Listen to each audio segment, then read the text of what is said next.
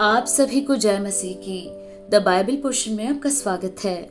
हमारा आज का वचन है पहला शमूएल पहला अध्याय वचन 1 से 11। एप्रेम के पहाड़ी देश के रामातेम सोपीम नगर का निवासी एल्काना नामक एक पुरुष था।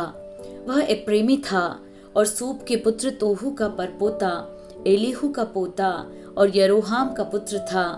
उसके 2 पत्नियां थी, एक का नाम हन्ना और दूसरी का पनिन्ना था। पनिन्ना के तो बालक हुए, परंतु हन्ना के कोई बालक न हुआ। वह पुरुष प्रतिवर्ष अपने नगर से सेनाओं के यहोवा को दंडवत करने और मेलबलि चढ़ाने के लिए शीलो में जाता था।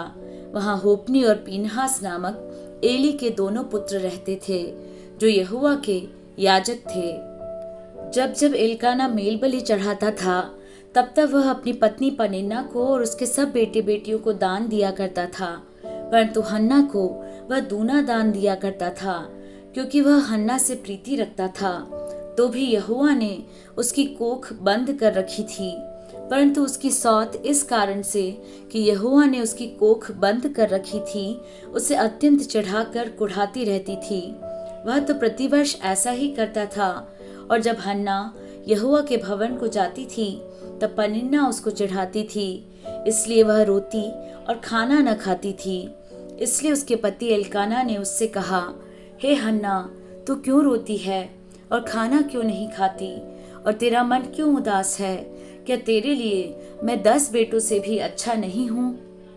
तब शीलो में खाने और पीने के बाद हन्ना उठी और यहोवा के मंदिर के चौखट के एक बाजू के पास एली याजक कुर्सी पर बैठा हुआ था।